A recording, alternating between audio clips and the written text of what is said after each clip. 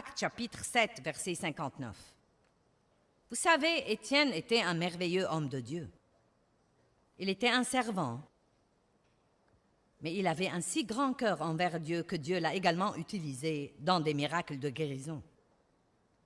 Et comme tous ceux qui sont utilisés par Dieu, les pharisiens et les gens religieux et les négateurs l'ont poursuivi, et il a mis du temps dans Actes à partager le message de l'Évangile avec eux. Et plus il disait la vérité, plus il s'emportait. Vous connaissez quelqu'un comme ça? Plus vous lui dites la vérité, plus il s'emporte. Vous savez pourquoi? Parce que la vérité blesse. Mais seule la vérité nous affranchira. Donc Étienne leur disait la vérité, et plus il disait la vérité, plus il s'emportait. Et ils étaient finalement si furieux qu'ils ont décidé de le lapider. La lapidation était un moyen très douloureux de mourir. Verset 59. Et pendant qu'il lapidait Étienne, il priait. Il n'a pas dit « Oh Dieu, libère-moi de ça, ça fait mal. » « Oh Dieu, pourquoi as-tu laissé ça arriver? Je ne comprends pas, j'essayais de faire ce qu'il faut. » Il a dit « Seigneur Jésus, reçois et accepte et accueillis mon esprit. » Puis il se mit à genoux et lança un grand cri. « Seigneur, ne leur compte pas ce péché, ne le leur impute pas. » Et quand il eut dit cela, il s'endormit dans la mort. Imaginez ça, vous êtes lapidé et les dernières paroles que vous dites sont « Père, pardonne-leur. » Qu'il ne leur en soit pas tenu rigueur.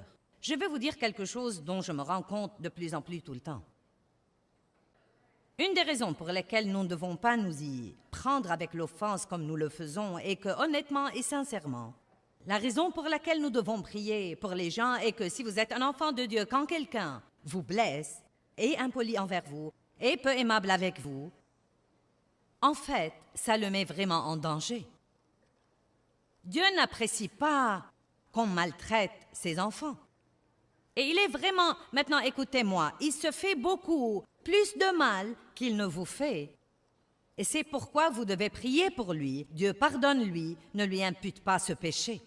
Nous devons prier comme Jésus quand il était sur la croix. J'ai lu l'histoire encore une fois ce matin.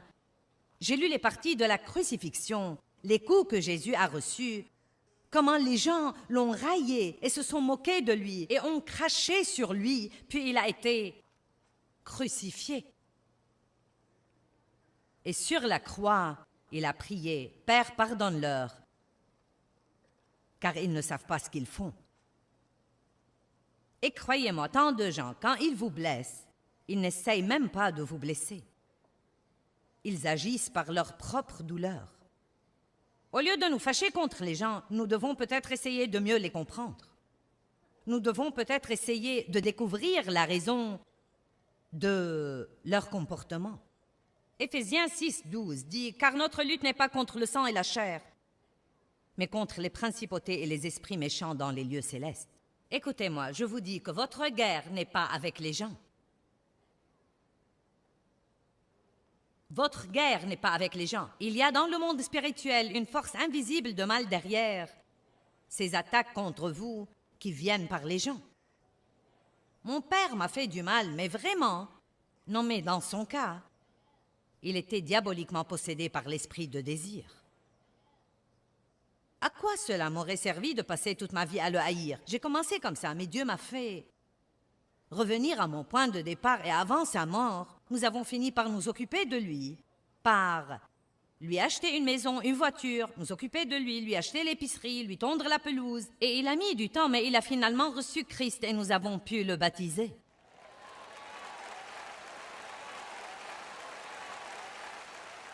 Il n'y a rien qui en dise plus long à vos ennemis que de continuer à être pieux avec eux. Mais ne laissez pas les gens vous marcher sur les pieds.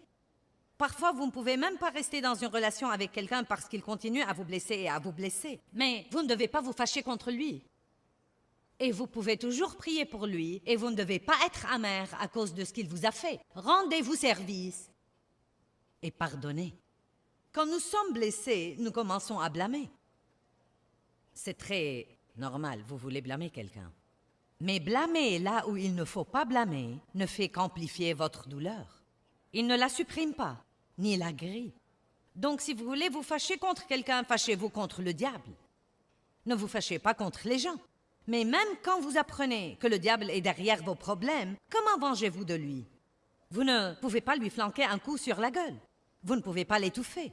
Vous ne pouvez pas l'étrangler. Même vous fâcher contre lui n'est pas la solution. Je vais vous révéler le plus grand secret dans la Bible. Le moyen de se venger du diable, c'est de faire autant de bien que vous pouvez, tous les jours, à tout le monde, partout où que vous alliez. Cela le rend fou.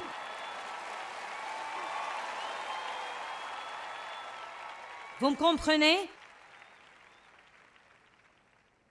Je dis au pasteur parfois, si vous avez quelqu'un à qui vous avez fait confiance et que vous avez aimé et élevé dans le ministère dans votre église, et qu'il décide maintenant de vous juger et de vous critiquer et de s'en aller et de fonder une autre église et de prendre la moitié de votre assemblée, au lieu de vous mettre en colère et de médire de lui, achetez-lui un équipement de son. Sérieusement, je lui achèterai un équipement de son. Je prierai pour lui et je le bénirai. Et à l'instant où vous faites ça, vous brisez la puissance de l'ennemi. Et non seulement vous brisez la puissance de l'ennemi, vous ouvrez une porte pour que Dieu vous bénisse vraiment. Et s'il prend 20 personnes avec lui, Dieu vous en rendra de 100. Et pas seulement ça. Ce qu'il y a, c'est que s'il ne se comporte pas correctement, il ne réussira pas de toute façon. Vous ne devez pas le craindre. S'il ne se comporte pas correctement, il ne réussira pas. Il suivra son chemin et sera la même personne malheureuse qu'il était quand il était dans vos rangs.